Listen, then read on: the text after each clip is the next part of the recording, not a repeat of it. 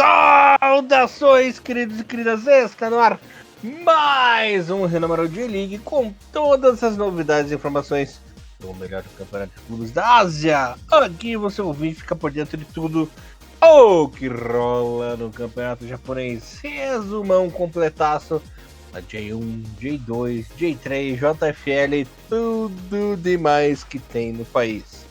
Acelerada essa J-League, a gente não tem fôlego, mal puxa fôlego, já tem rodada, né? Como sempre, Elias Falas, o barbudo de alegria da apresentação. Comentários de Mr. Thiago Recruz, que está nessa maratona japonesa comigo, gravando um programa atrás do outro e tá corrido. Tudo bem com você, meu querido? Salve, Elias. Bom dia, boa tarde, boa noite, nossos queridos ouvintes. Voltamos novamente para aqueles que reclamaram. Não teve no último Renomaru J-League? Os ouvintes que cobraram do Elias. Nosso querido Rodrigo Seger, mais um abraço para você, meu querido. Para você que tava reclamando aí que não sai programa, esse programa agora saiu três seguidos, um atrás do outro, para a sua alegria, a alegria do Nandinho, a alegria do Jeff também, o pessoal da Coxa Mental, um abraço para vocês. O pessoal gosta de ouvir o Renomaru, mas principalmente pro Rodrigo Seger, que é um parceiraço nosso, não só do futebol japonês, como dos bonequinhos, né, dos colecionáveis, do heavy metal, que o Thiagão também gosta. Precisa ver coleção maravilhosa de vinil dele. Aí sim, hein? Bacana demais da conta. Forte abraço pra todo mundo que tá sempre cobrando a gente. Elias, antes de começar esse programa, a gente chegou a falar sobre o último Renomaru J-League, sobre a questão do feed RSS, né, o fim do Google Spotify, do Google Podcast e da migração, que a galera que usa o Google Podcast ele vai ter que fazer para o YouTube Music. Se você por acaso está perdido nesse assunto, dá uma voltadinha aí no Renomaru passado da J-League, que no comecinho eu fiz todas essas explicações, vou voltar a falar sobre isso mais para frente, novamente, e a partir do programa passado a gente já deixou o nosso feed RSS aqui dentro da nossa descrição, porque a partir desse link você pode estar importando o Renomaru Podcast para qualquer agregador de podcast que você acaba utilizando. Qualquer dúvida, eu deixei falando melhor sobre isso no último podcast e vou voltar a falar sobre isso nos próximos, principalmente quando acontecer realmente o desligamento do Google Podcast, que é um dos locais onde o Renomaru estava hospedado, mas estamos em mais de 7 plataformas digitais de podcast, além do YouTube também, e a gente deixa sempre isso avisado para a galera sempre escolher a melhor maneira possível para estar ouvindo o Renomaru Podcast. Outra coisa também, Elias, falamos no último Renomaru sobre a ideia da camiseta do Renomaru Podcast, 10 anos, né? Falamos sobre talvez o uniforme do Renomaru, dry fit, para você jogar uma bolinha com seus amigos, ou falamos talvez de uma camiseta mais polo, uma camiseta mais de algodão, alguma coisa mais casual. Eu agradeço toda a galera que está mandando mensagem. Eu vi que o José AP mandou pra gente aqui mensagem no nosso YouTube perguntando sobre isso. Também o Douglas Barbino também mandou mensagem pra gente. Também teve o Repsaro Criações, também mandou mensagem pra gente nos parabenizando lá no YouTube. E também a gente teve algum ouvinte, que eu vou tentar procurar aqui rapidamente o nome dele, que ele mandou mensagem no último Renomaru pela caixa de mensagens do próprio Spotify, né? O Cid, ele mandou mensagem lá, falando que, opa, coisa boa, né? Saiu o episódio na hora certa, ouvir de manhã é sempre muito bom. Então, mais um podcast para você aí, Cid, saindo de manhã cedo, direto do forno. E sempre bom lembrar, se você quer sempre ouvir o Renomaru quentinho, pãozinho quentinho do forno do Renomaru, escuta a gente no Spotify, que é a nossa casa principal, então sempre sai lá e de lá, né, vai para os outros agregadores, pode demorar um pouquinho, mas sempre chega. E também tem a galera que nos escuta, que não larga do YouTube, né, e prefere ouvir a gente pelo YouTube, então o YouTube também é sempre a nossa segunda casa. Elias, sem enrolação, hoje temos mais 2 rodadas de League para colocar em dia, porque do nada tivemos 2 rodadas em uma diferença de 3 dias. E a galerinha do YouTube, por favor, não esqueça de ativar o sininho para ter a notificação aí. Verdade. E o likezinho, o joinha, que é sempre importante aí pro nosso crescimento, né? Por favor, manda esse joinha que é bom demais. Enquanto a nossa maratona maluca aqui que tivemos aí na J-League, do nada, rodada 11, 12, lembrando que 10, 11, 12 praticamente grudada, né, Tiagão? Nas mesmas semanas aí. Passando os resultados da rodada 11, o Marinos e o Júbilo ficaram no 1x1. Albirex e Hiroshima 1x1 também. Kashima 3, Belmari 1. Tokyo 2, Kyoto 1. Matida 2, Reisol 0. Rodada aí, as duas rodadas excelentes para Matida. Cereço Osaka 1, Sapporo 0.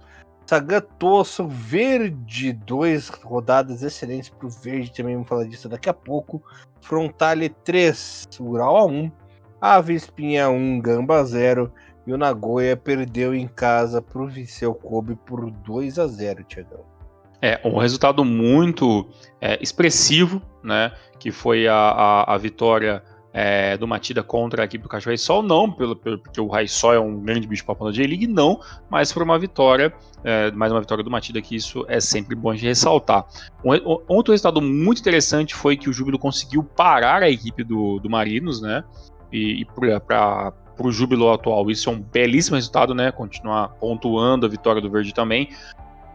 O empate entre Cereço Osaka e o atual, até aquele momento, lanterna do campeonato, que era o Locomotive Sapporo, né?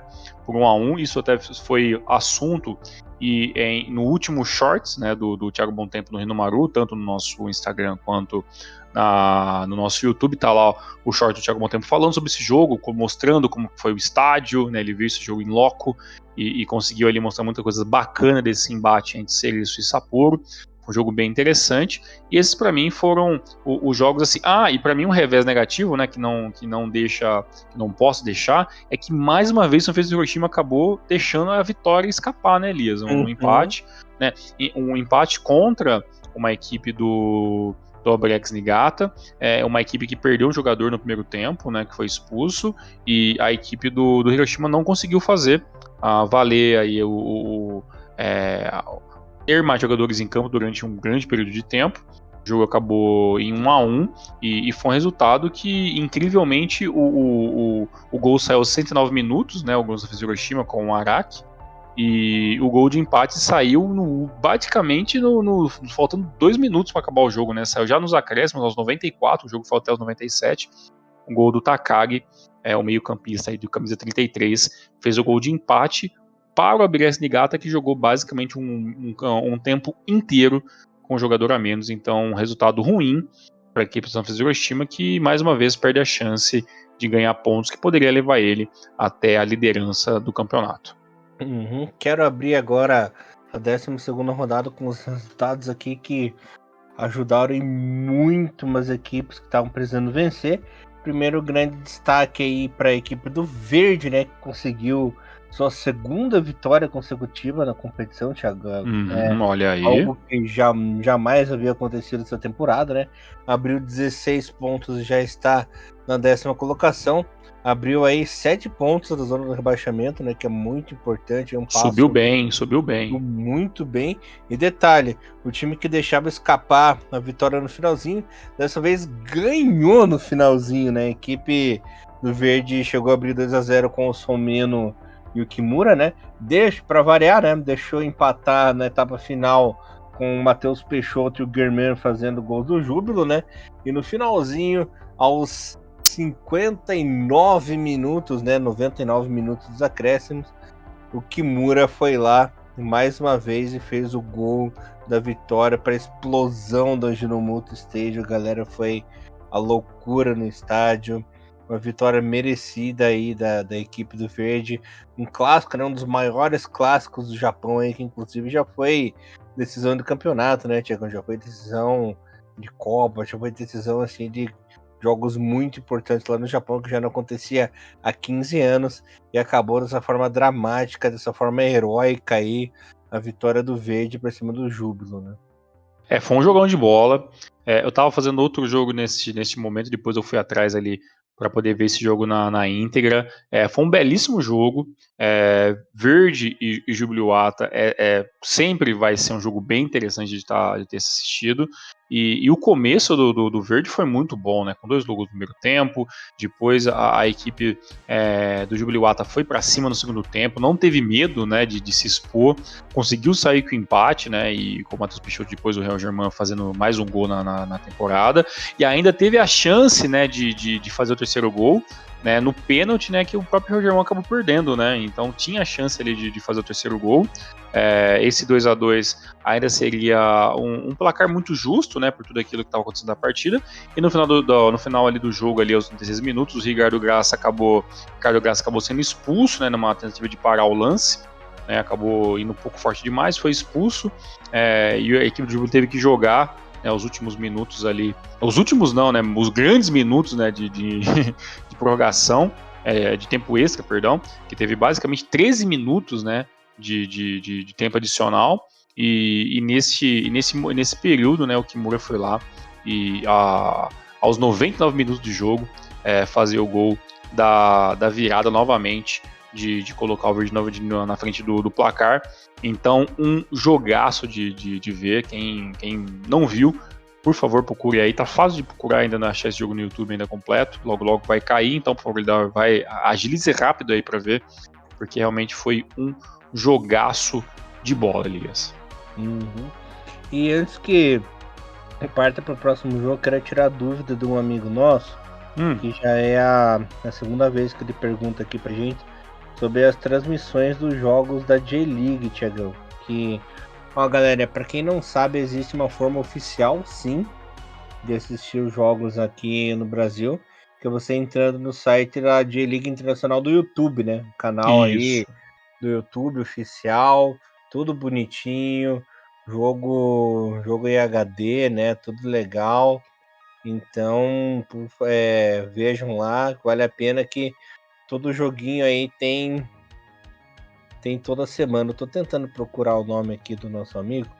Enquanto eu vou procurando o nome do nosso amigo aqui, quero destacar outro jogo importante da rodada, que foi a vitória do Matias Elva, que também ganhou 2 jogos seguidos e agora tá líder absoluto do campeonato, líder isolado, né, 25 pontos, lembrando que o segundo colocado é o Viseu Kobe com 23 pontinhos, né, e esse jogo foi a consagração, né, ganhou fora de casa do Kyoto por 3-0, o Osun-Hun fez gol, o Nasan-Ho fez gol, e detalhe, nosso querido Mitchell Duck fazendo seu golzinho na J-League, né? Fazendo o golzinho e fazendo a sua comemoraçãozinha clássica ali, batendo a continência, né, e tal. O nosso querido Golden Boy Mitchell Duck deixando a sua marca, com detalhe, né, assistência do Shoji por cima.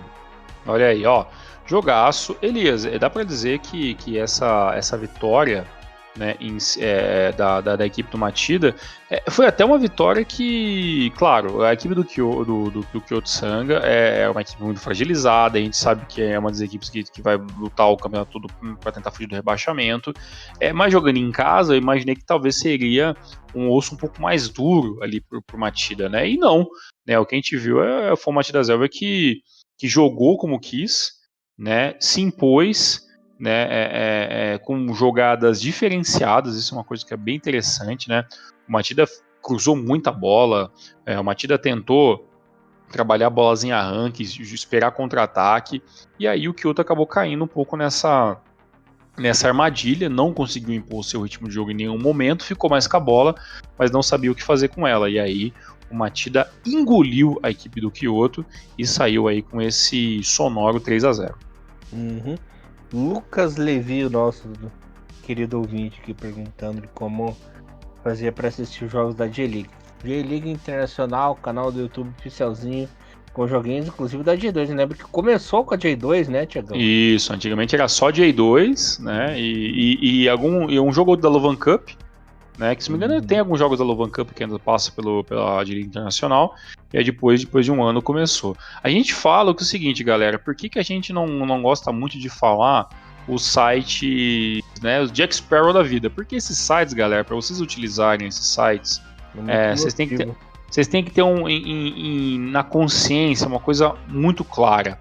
Esses sites facilmente vão ficar abrindo pop-ups infinitos na sua tela do seu computador. E se você não tiver um antivírus atualizado, decente, a chance de você pegar algum vírus é muito grande.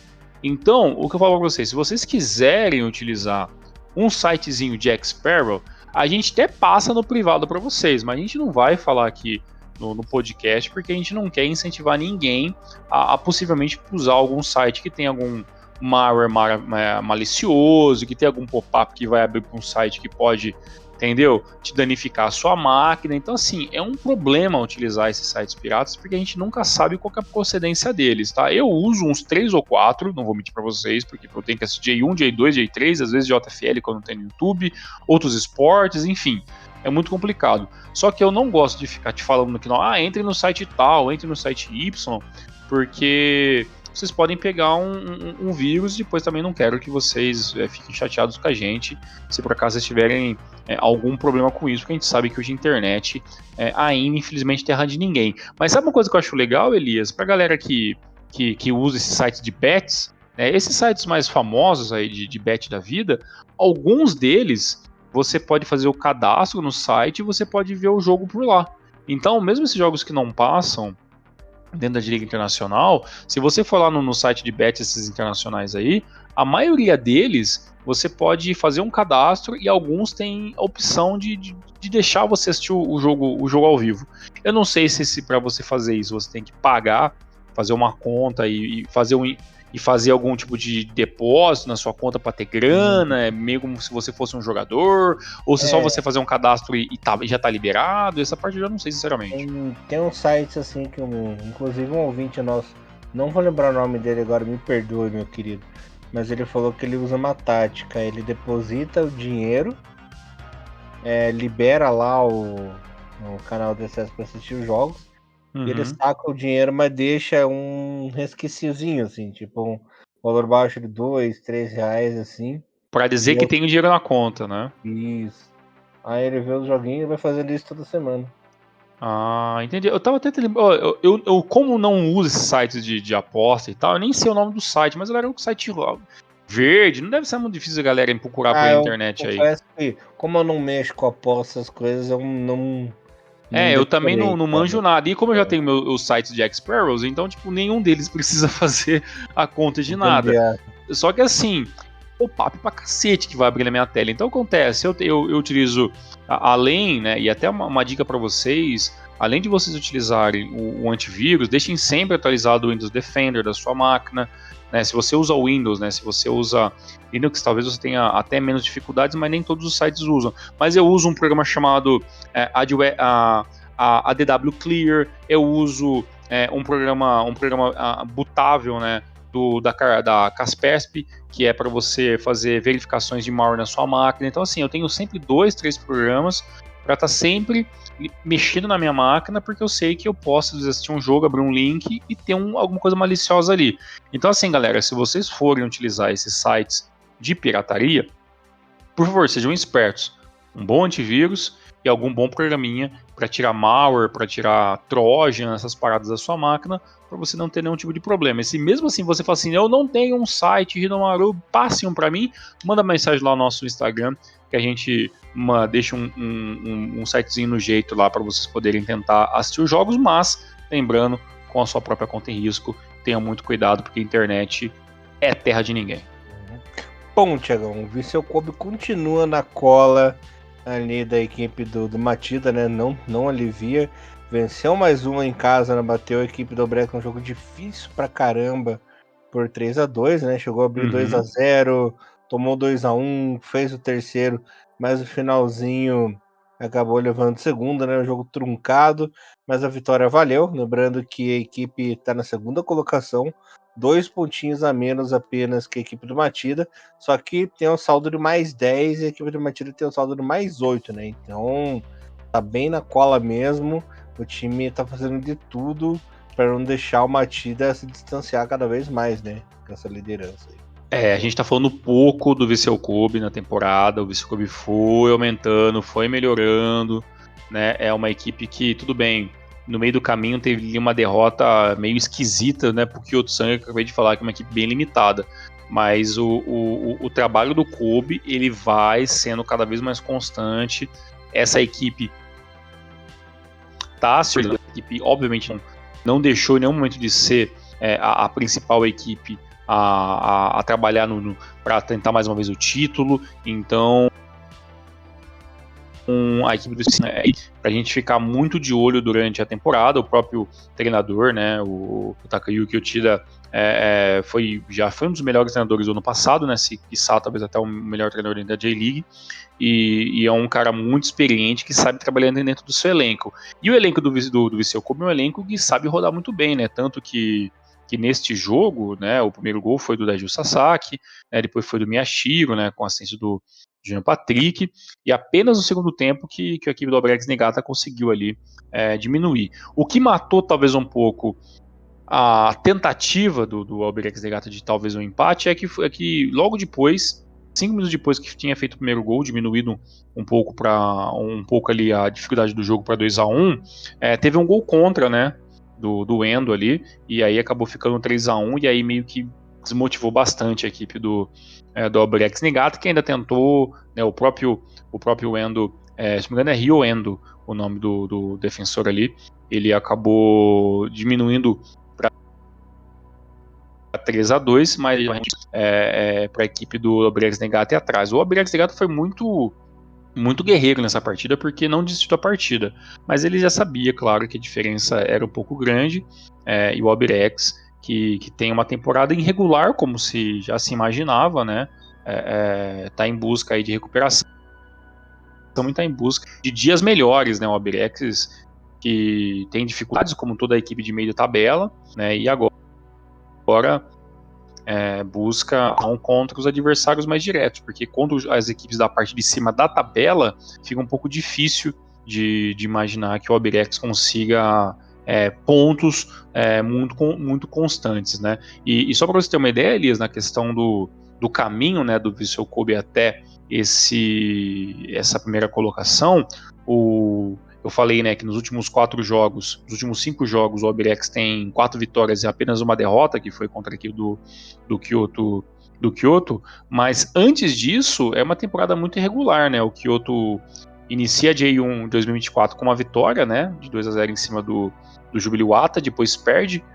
em casa para a equipe do Kashiwa Reysol, depois vence o UFC Tokyo, depois empata com o Hiroshima, vence o Sapporo, empata com o Sagantasu, perde para a equipe do Marinos, depois engata a vitória em cima do Matida, e depois consegue vitória sobre o Shonan, perde para o Kyoto, ganha do Nagoya por 2-0, e agora mais uma vitória consecutiva. Então, assim, tirando o começo ali, que foi realmente muitas derrotas e muitos empates em um pequeno curto espaço de tempo, a equipe do Vissel Kobe começa a disparar a sua regularidade e pode ainda não ter o melhor ataque, mas já tem a melhor defesa do campeonato, né? Então é a defesa menos vazada, e sim, está na hora de a gente começar a colocar o Vissel Kobe como talvez expoente ao título, que vai estar sempre ali na espreita, né, de qualquer vacilo do Matida, ou de Cereço, ou do Hiroshima, ou de Kashima, e seja qual for a equipe que vai lutar pelo campeonato também. Uhum. Bom, antes de a gente falar do derby de Osaka, vou falar de um jogo importantíssimo da parte de baixo da tabela, que foi a vitória importantíssima de virada do Shonan Bellmare para cima do Sagantoso, né? Então, com a vitória, para vocês terem uma ideia, galera, com a vitória o Bellmare saiu da zona do rebaixamento e jogou o Sagan para a zona, né? Então, nesse momento o Bellmare está em 17º com 10 pontinhos, e a equipe do Sagan está em 19º, né, com 8 pontos. Então, foi uma virada incrível da equipe do Bellmare, né? Começou perdendo com o gol do Togashi da equipe do Sagan. Aí ainda empatou no primeiro tempo com o Fukuda, e o Abe no finalzinho, no começo do segundo tempo ali, foi lá e fez o gol da vitória, né? Foi um verdadeiro massacre da equipe do Bellmare para cima do Sagan. Sagan que conseguiu segurar muito bem, né? Com o goleiro sul-coreano fazendo aí boas defesas, fez um segundo tempo aí impecável, e por pouco poderia ter feito 3-4-1 no jogo, mas a falta de pontaria aí contribuiu para um resultado mais magrinho, mas de suma importância aí para a sobrevivência da equipe na J-League, né? Isso que você falou é muito importante, né? A sobrevivência da J-League, né? O quanto essas equipes vão ter que lutar ponto a ponto, né? Então, esse clássico da parte de baixo da tabela, ele mostra o quanto vai ser difícil as equipes que não conseguirem pontuar durante muito tempo reverter esses placares depois, né? Shonan e Sagantosu claramente vão disputar uma dessas vagas, né? E claro que quando tem esses embates um direto, né, para a parte de baixo da tabela, a gente imagina que vão ser jogos cada vez mais duros, né? E esse jogo foi muito duro, né? Foi um jogo com 5 cartões amarelos, teve Violento. foi um jogo bem violento, teve mais de 20, teve 25 faltas durante o jogo todo. Para digo de J-League, é mais ou menos ali a base, tá? Mas já tá um pouquinho mais alto, teve bastante cartão amarelo, teve muita falta dura, teve muito carrinho. Então, um jogo muito, muito, muito físico mesmo. E até essa exceção de jogadores, de lances, né, mais físicos, é o que está dando já um número um pouco considerável.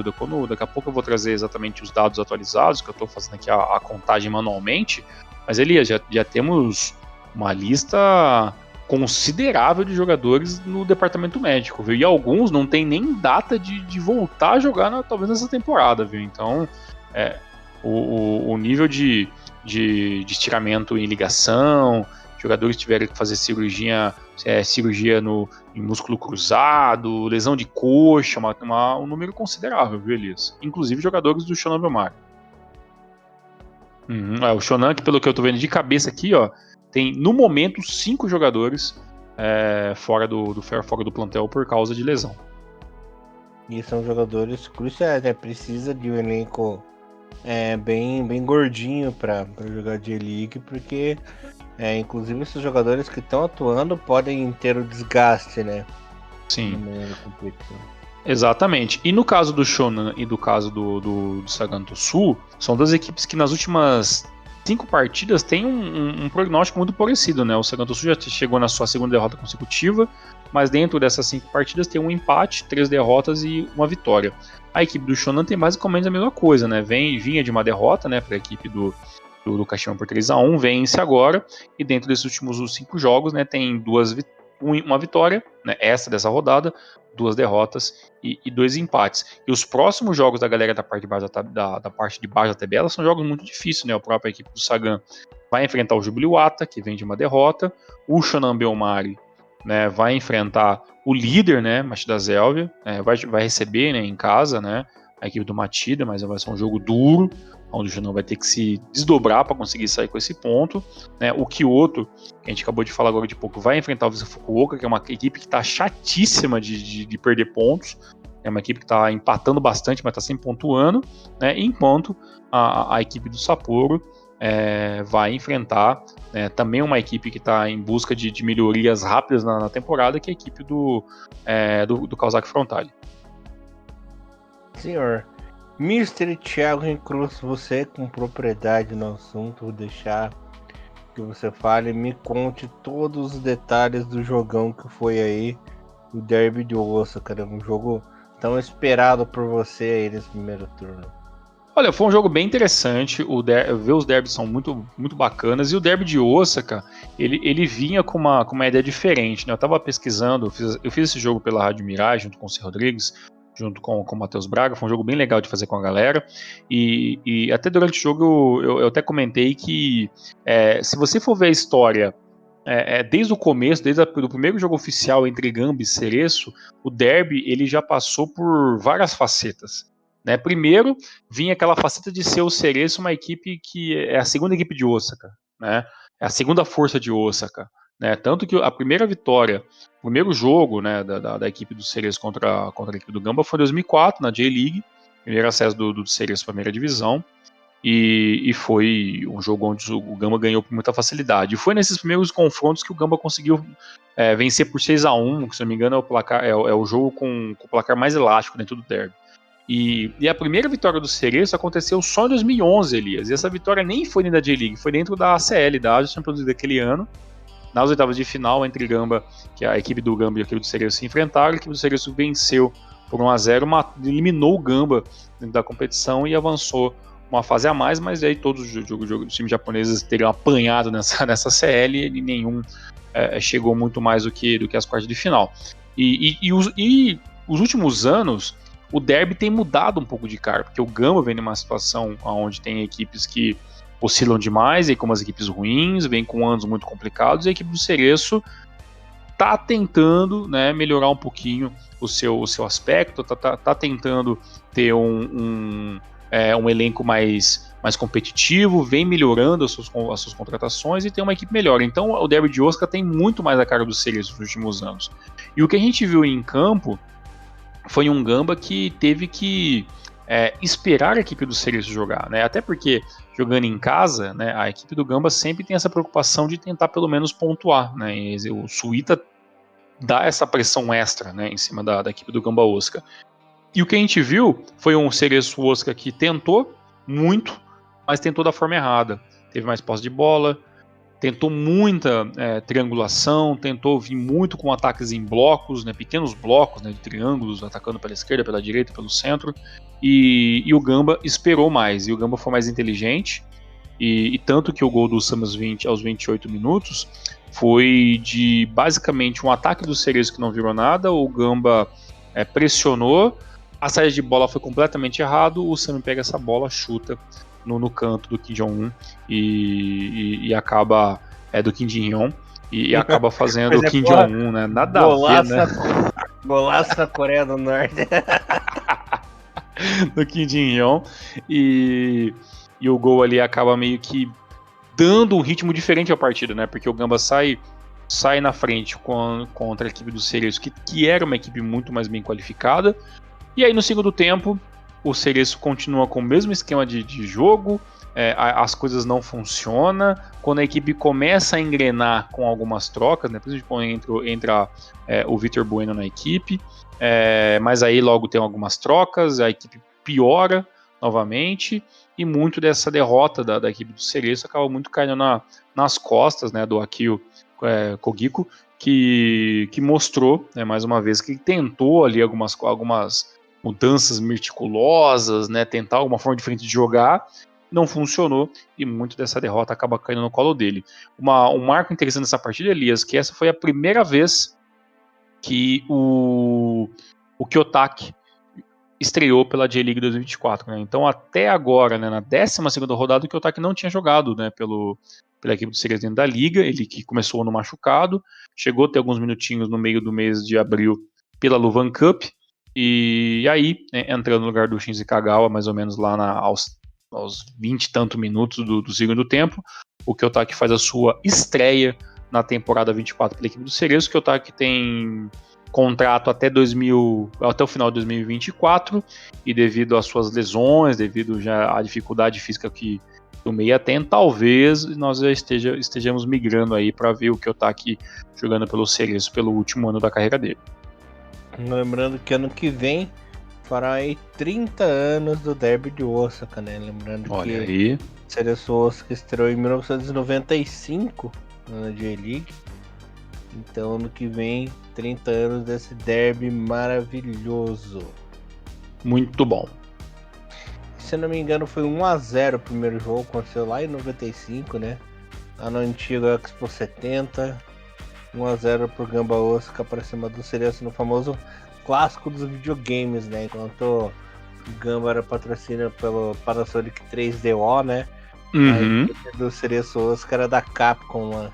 Isso. E aí depois eles ficaram muito tempo sem ter muitos jogos, né? Devido à questão de uma equipe estar na primeira, depois na segunda, e depois quando o Cereço não entrou para não sair mais da primeira divisão, aí o derby começou a ser muito mais constante, né? Uhum. E aliás, uma das camisas que eu mais quero na minha vida é uma que saiu em 95 mesmo, que era Capcom do Street Fighter, né? Do Cereço Osaka. Nossa. A era do Street Fighter, inclusive, ainda? Tem uma patrocínio do Street chamado Jeff United com o patrocínio da SEGA com o Sonic, né? Esse seria muito legal. Um detalhe bem interessante, que agora você falou sobre isso, acabei lembrando, até porque eu falei dos jogadores lesionados, é que a equipe do Gamba entrou em campo com todo mundo com a camisa 5, né, que é do Genta Miura, né, que também acabou tendo uma lesão no ligamento cruzado, não tem expectativa de volta tão cedo, talvez o Genta Miura nem jogue, né, mais essa temporada, depender muito do tipo de recuperação que ele vai ter, espero que sim, mas todo mundo entrou aí com a camisa número 5 para homenagear o Genta Miura, que está fora devido à lesão. E o Gamba, Elias, é uma das equipes também que tem mais jogadores lesionados. Pelas minhas contas aqui da listinha que eu tenho em mãos, o Gamba tem até o momento 5 jogadores também no departamento médico. E a lista de jogadores machucados ainda só com 12 rodadas começadas é muito grande. Ó. São 1, 2, 3, 4, 5, 6, 7, 8, 9, 10, 11, 12, 13, 14, 15, 16, 17... E tem mais aqui, ó, 17, 18, 19, 20, 21, 22, 23, 24, 25, 26, 27, 28, 29, 30, 31, 32, 33, 4, 5, 6, 7, 8. Ou seja, até o momento temos 38 jogadores lesionados e a maioria deles não tem sequer data de retorno, beleza? É uma J-League com bastante problemas aí pro departamento médico. Vai parecendo o campeonato suíço, né, cara? Só cruzinha ali. Exatamente. Então, em algumas equipes, como eu falei, né? Shonan Mag, Gamba Osaka, né? Nagoya Grampus, né? Tem o próprio Sanfrecce Hiroshima também, tem 4 ou 5 ausências no seu elenco, então você tem muita equipe com muito jogador do departamento médico. E, puxa vida, Thiagão, me refresca minha memória, que velho é uma desgraça, né, cara? Chega a idade, mas o jogo que você ia comentar agora me fugiu da cabeça, cara. Outro jogo que eu acabei assistindo nessa rodada que eu achei bem interessante, e ele teve um desfecho um pouco diferente do que se imaginava, foi a vitória do Nagoya Grampus em cima do Sanfrecce Hiroshima, né? Que a equipe do Sanfrecce Hiroshima começa o jogo muito apagado, toma um gol do Patrick logo aos 2 minutos, né? Patrick que até fez gol recentemente, né? No último jogo a gente chegou a comentar, o Patrick que agora começou a ter mais espaço, né? Nessa equipe do Nagoya Grampus na temporada. Foi muito esperto o Patrick, porque ele faz a contenção de fazer a pressão, o Osaka tenta né, dar o chutão, o Patrick só põe o pé em cima, a bola bate no pé dele, ele ganha do Osaka e faz o gol. Esse foi um jogo onde esse foi o pior jogo defensivo dessa equipe do Hiroshima, porque o Osaka falhou, o Sasaki falhou, né, tanto que ele tem um gol contra no final do jogo, o Shotani tem uma partida horrível, o Araki também teve uma partida muito ruim, todo o sistema defensivo da equipe do Sanfrecce Hiroshima começou muito mal. O Nagoya amplia com o Inagaki aos 18 minutos, com o cruzamento ali do Morishima, e o Koshimichi acaba diminuindo com um chute de fora da área ali, que estava montuado de gente, ele dá o chute na entrada da grande área, o goleiro acabou nem vendo, o Nagasaki nem vê essa bola entrando no canto. Ainda no segundo tempo, o Hiroshima começa melhor a segunda etapa, consegue um empate ali com o Nakano, com um passe do Marco Júnior, só que aí começa as substituições, a equipe começa a girar em um ritmo um pouquinho menor, o Nagoya vai ganhando mais espaço de campo, e no finalzinho ali, numa bola brigada ali, teve o desvio do Sho Sasaki, e acaba tendo um gol contra, que acaba dando ali a vitória para a equipe do Nagoya Grampus. Então, assim, a equipe do Hiroshima está tendo dificuldades em vencer, né, todos os últimos jogos. O Sanfrecce Hiroshima vem mostrando, os últimos 5 jogos foram 4 empates, agora uma derrota, e isso fez com que o Sanfrecce Hiroshima despencasse da tabela, né? Ele começou a rodada em terceiro, acabou a rodada em sexto colocado. E Hiroshima, né? Mas daqui a pouco se esperta de novo. A gente sabe como é que funciona a tática hiroshimeira aí no campeonato. Thiagão, passando os resultados gerais aqui, eu senti mais uma coisinha pra falar. Eu acho que talvez o jogo mais, assim, claro, todos os jogos dessa rodada foram interessantes, até pelo pouco tempo, né, entre um jogo, mas eu acho que teve um jogo bem interessante, com bastante retrospectiva positiva, né, de público e tudo mais, e a galera esperando esse jogo acontecer. Foi o jogo entre o Ural Reds e Marinos, né, o jogo acabou em 2-1, teve gol do Ito com bela assistência do Nakajima. Depois o Ito faz novamente o segundo gol, dessa vez com assistência do Gustafsson, e E o Urawa dominou a equipe do Marinos durante 70, 75 minutos. O Marinos veio com uma blitz de trocar 4 jogadores de uma vez no comecinho do segundo tempo, mas demorou para surtir efeito. Apenas ali o Cato diminuiu os 36, mas foi um jogo que basicamente o Marinos olhou, né, o Urawa ter toda a pressão possível, ter mais posse de bola e finalizar mais. Então foi um jogo onde o Marinos veio tentar jogar um pouco mais defensivamente, acabou não funcionando e não conseguiu jogar. A equipe do Urawa talvez tenha feito o seu jogo mais, digamos, mais opressor, né, na parte ofensiva, assim, com mais pressão e tudo mais, mas infelizmente foi um belíssimo jogo que acabou ficando um pouco apagado, né, pela situação do Urawa tá em ascensão no campeonato, o Marinos também está meio em marcha lenta, né, e os outros jogos acabaram tendo uma repercussão um pouco maior nessa rodada, apesar de ser claramente mais um jogão de bola entre Urawa e Marinos. Maravilha, Tiagão. Deixa eu passar os resultados que faltaram aqui para a galerinha, classificação. Consadole Sapporo perdeu mais uma em casa, né, para o Tóquio pelo placar de 2-1. A equipe do Avispinha empatou com o Frontale em 1-1 também. Rei Sol perdeu em casa no clássico dos Kashimas, né, Thiago? Uhum. Pelo placar de 2-1 também. E o Urawa, como você disse, né, bateu o Marinos pelo placar de 2-1 também. Eu acho que foram aí todos os resultados. Líder absoluto, Matidas Helvia, 25 pontinhos em 12 rodadas. Segundo, Viseu Kobe, 23. Lembrando que essas equipes vão direto para a CL, né, na próxima temporada.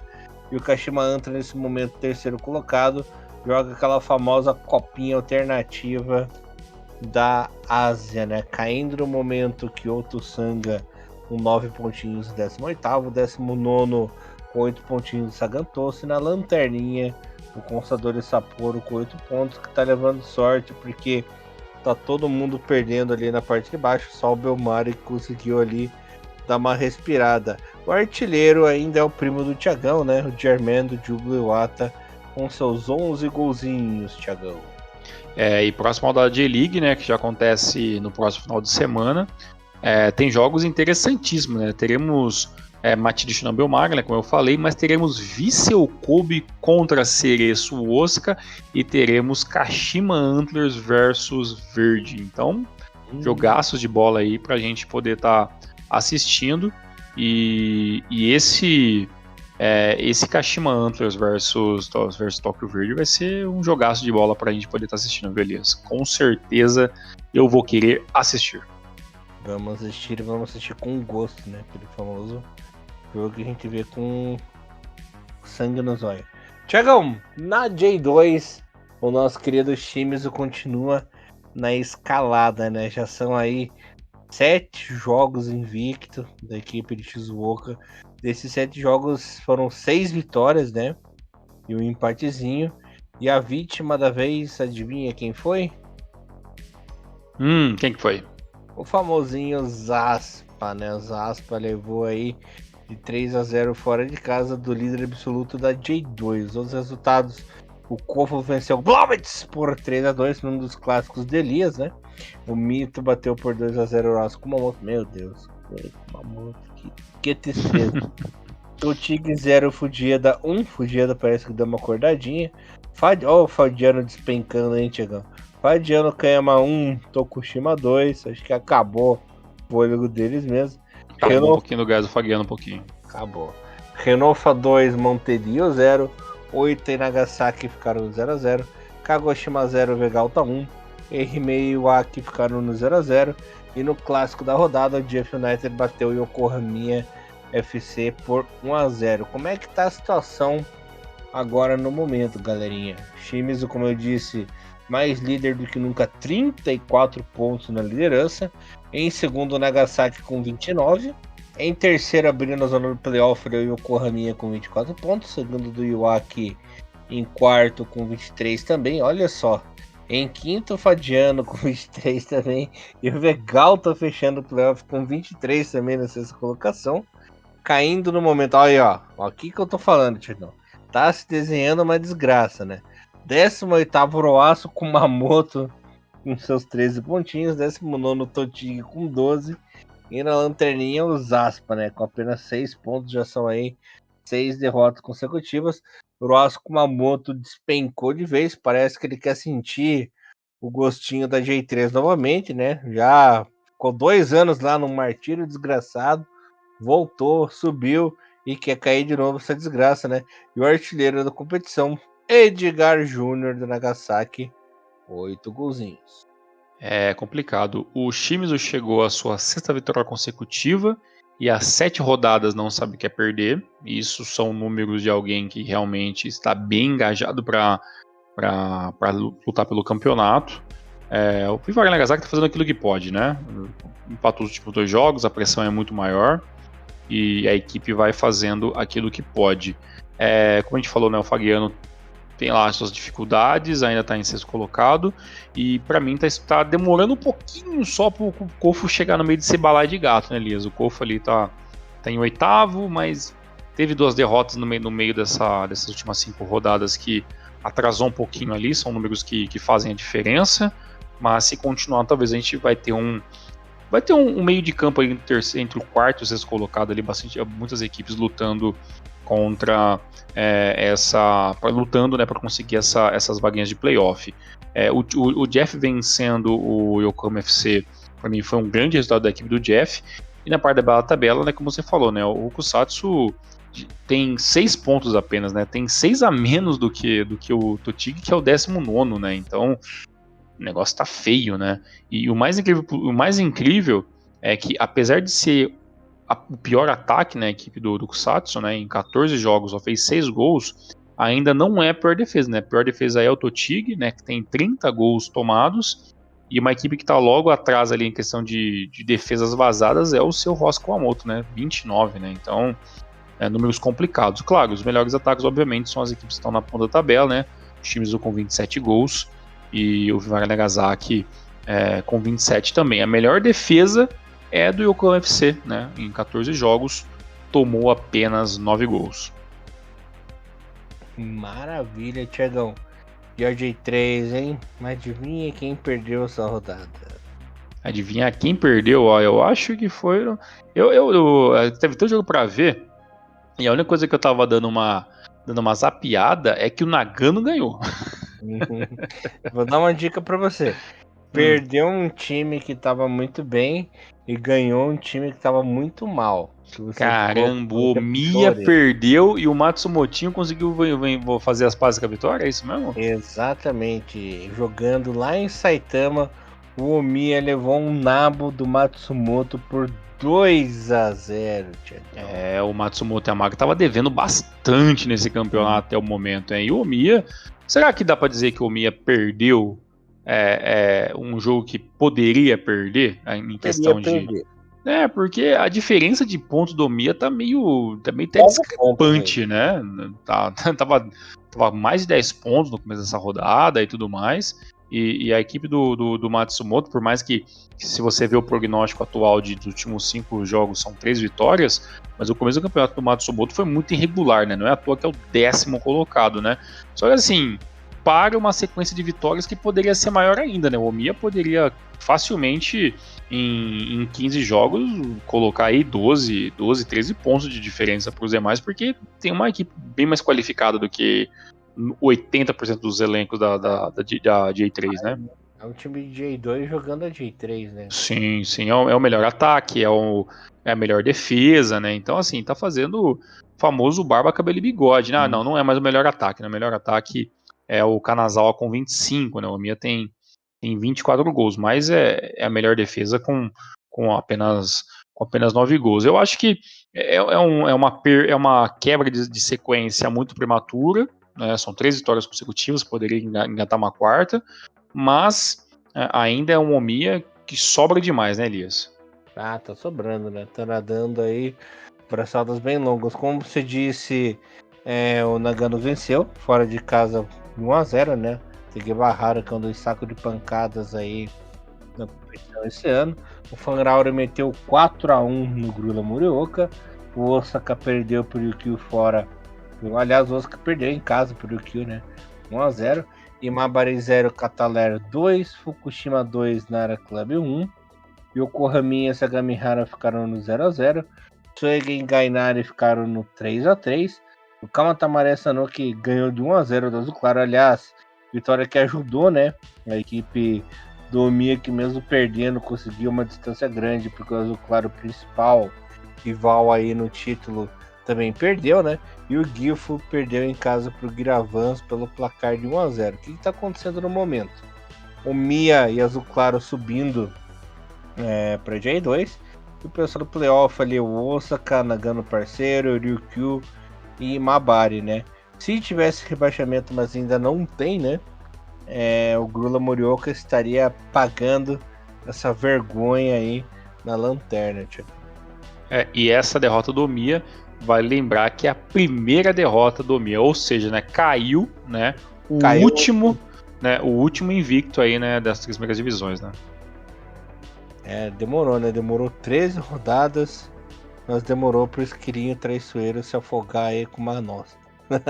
Exatamente. Agora temos pelo menos uma derrota em todos, até porque quando falaremos de ACL, caiu o último invicto, né? Que agora que tinha o Omiya, né? E tinha o Kochi United. Os dois perderam essa rodada, então não temos mais nenhuma equipe invicta na temporada 24. O Thiagão falou que é ACL, né? Mas é JFL. Imagina o Kochi United na ACL. Os horários de gravação que já fazendo os seus efeitos. Então, galerinha, o Kochi United perdeu pro First Power por 1-0, né? O Honda voltou a vencer. Foi vencer logo o clássico, né? Venceu logo o Criação Shinjuku por 2-1. O Yokogawa Musashi empatou com o Raimiro Omori por 1-1. Todshiga e Vertier ficaram no 0-0. O Hilux Shiga meteu 5-0 no Minebe Mitsumi. Sony Sendai empatou com o Brubreco Koreyasu em 1-1. O Tiamo Hirakata ganhou do Maruyasu Kazaki por 2-1. Parece clássico de família japonesa, né? Tiamo Hirakata, Maruyasu Kazaki. Uhum. De primo, né? E Okinawa bateu por 3-1 o Atlético Suzuka. Mesmo assim, a equipe do Kochi United tá bem tranquila lá na primeira classificação, né? Com 21 pontinhos. Lá atrás, em segundo, o Tiamo Hirakata com 16. E só para o Thiagão ficar triste, o Brubreco Koreyasu afundado na lanterninha ali, com seus 4 pontinhos na 16º. Pai amado, pelo menos conseguiu um empate, né, nessa rodada, né? Já é alguma coisa já, né? Diferença de 5 pontos, né, Elias? Do Kochi United pro Tiamo Hirakata. Diferença que dá pro Kochi United dar uma administrada boa, né, para as próximas rodadas, né? Se for inteligente, se a equipe conseguir se organizar. JFL é imprevisível, né? Em todos os sentidos, né? Em todos os sentidos mesmo é imprevisível. Mas um campeonato que até agora, uma pena, né, que acabou todos os invictos, né? Tava tão muito legal ver essa questão de uma equipe que não perdeu e tudo mais, mas é um campeonato longo, né, como a gente sempre fala sempre, e eu imagino que não vai durar muito para começar as equipes começarem a tropicar e a gente vê esse Honda e Sony Sendai cada vez mais aparecendo entre as principais equipes, e a JFL, que é o nosso campeonato júnior aí, né, que a gente não tem muito todas as informações, mas é sempre muito bom a gente ficar sempre antenado, até porque eu sei que tem uma quantidade muito grande, principalmente fora do Brasil, de fãs, né, do campeonato da JFL, principalmente por causa de Futebol Manager, né? Então a galera do Futebol Manager, a galera que antes de jogar Futebol Manager jogava Brasfoot, né, o Elefoot e tudo mais assim, a galera normalmente tem nesses mods os mods da JFL. Inclusive eu conheci tem um amigo meu particular que eu nem sabia que ele mexia muito com essa questão ou mexeu durante um tempo com mods, né, de Elefoot e tudo mais, e o Douglas Barbina, forte abraço para ele que é aqui de São Carlos, ele já me falou que já chegou a mexer em alguns mods de JFL, e que que tem uma galera que gosta bastante, né, de sempre ter 4, 5 divisões de um país aí para os seus mods para ficar emulando em jogos, e a JFL é um destino muito comum para a galera que curte jogar esse tipo de jogo também.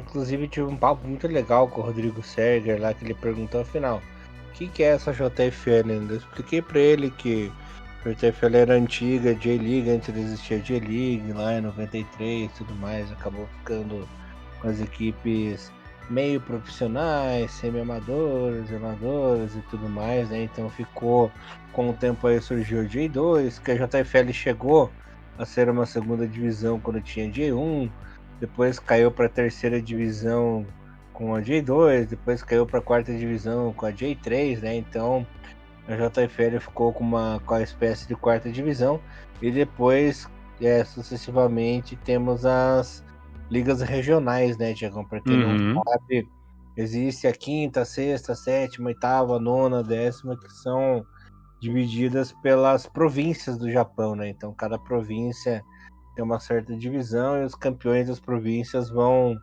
subindo aí para as divisões maiores até chegarem na JFL, consequentemente seguir o caminho até a J1, como já aconteceu, inclusive equipes de província que surgiram nas províncias jogaram, né, J1, como por exemplo o próprio Matida Zélvia, né, que era a equipe de província lá da prefeitura de Tóquio, né, Tiagão? Então, jogou J1, o próprio Tokushima Vortis, né, já também era time de província, o Ehime, uma galera que subiu aí, chegou a jogar J1 e J2, que era de time bem pequeno mesmo, foi crescendo aos poucos e chegou nas divisões principais, né?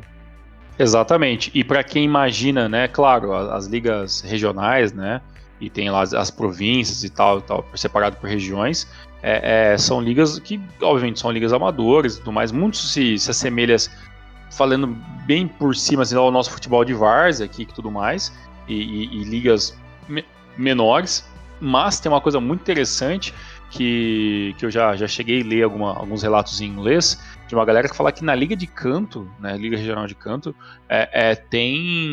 tem alguns confrontos ali bairristas e tal, que a galera é quebra-pau mesmo, assim, tudo que tem de cordialidade na J1, J2 e tudo mais, assim, é que a gente fala, nas ligas regionais o negócio, o buraco é mais embaixo ali a galera tem uma rivalidade meio que de bairro mesmo, assim, sabe? Então, é a maravilha do futebol, né? Então, mesmo que não seja um campeonato profissional, mesmo que o cara ele tenha um outro trabalho e o futebol é a diversão barra segundo trabalho dele, o negócio é levado muito a sério e é uma pena que a gente não tem muito acesso a esse tipo de coisa, mas as ligas regionais tem todo o tempero de um bom futebol de bairro com muita rivalidade e muita canela, viu, Elias? Espero um dia a gente ter acesso a esses jogos, a esses campeonatos, porque realmente é uma coisa bem interessante de ver também. Não sei se você sabe, mas aqui em Curitiba tem a famosa Liga Suburbana, né?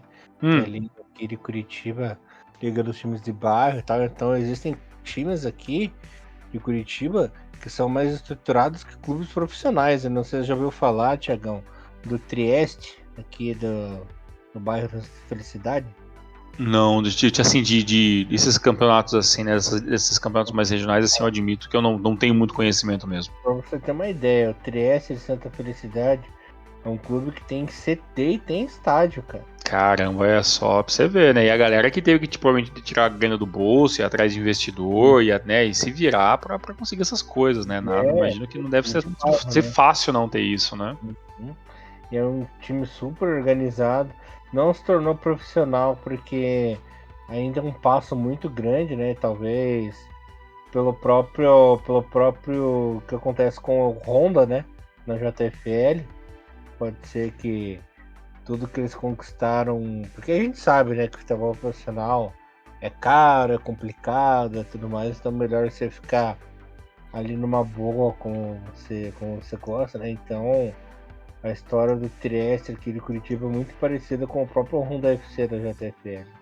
Então um Não, bicho bacana. papão E aqui. com certeza isso se amplia para vários times, né? Eu sei que até conversando recentemente com um amigo meu que mora no ABC Paulista, ele fala que lá também dentro do ABC tem muitos clubes de várzea, ali o futebol é levado com uma seriedade muito grande, com fogos de artifício quando ganha campeonato, um negócio assim, o público local apaixonado mesmo, né, por Ah, é. esse por essas ligas menores e abraçam mesmo, né, esses times locais, e isso é legal ver que isso acontece provavelmente mundo afora, né, então eu acho muito bacana isso. Eu sei que o nosso querido Fernando Namur vai ficar muito bravo comigo, mas eu costumo zoar falando que a equipe do Trieste consegue ser mais organizada que o próprio Paraná Clube dele.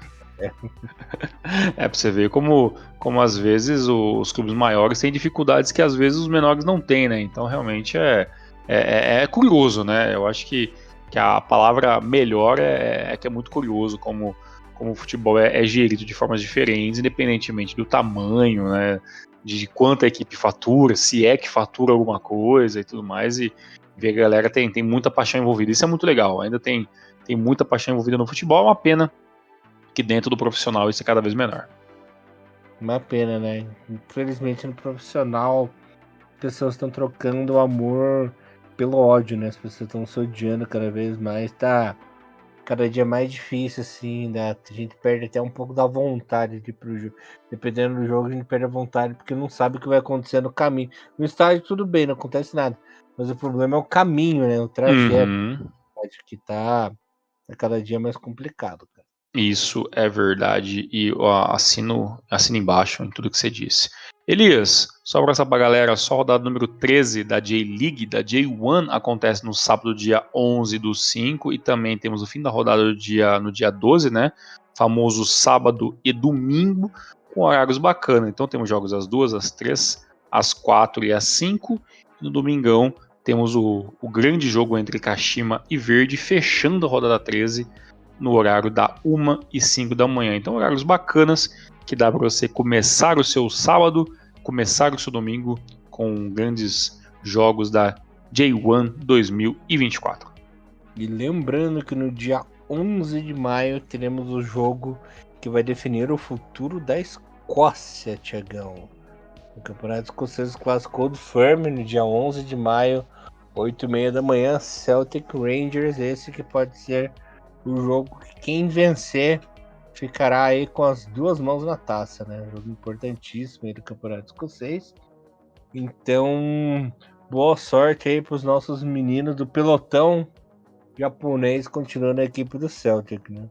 Exatamente. Se você nunca assistiu um World Firm, não sei o que está esperando para ir buscar alguns jogos antigos, e fique de olho porque é um clássico de futebol que vale muito a pena ver. Sempre tem jogos muito bacanas. Elias, é isso? Passamos a régua? É isso aí, Celtic Rangers no Star Plus, galerinha. Passa direto. Boa dica futebolística aí pra galera durante a semana. Galera, é isso, 2 programinhas, né? Aí, ó, pra quem tava com falta de um, temos aí 3 num espaço de tempo muito curto. Voltamos nas próximas semanas e tamo junto, Elias. Valeu, galera. Até semana que vem. Valeu, Tiagão. É isso aí, galerinha. Muito obrigado. Até semana que vem. E Renomaru levando o melhor futebol japonês pra vocês, galera. Valeu, até. Valeu, forte abraço. Tchau, tchau. Sayonara.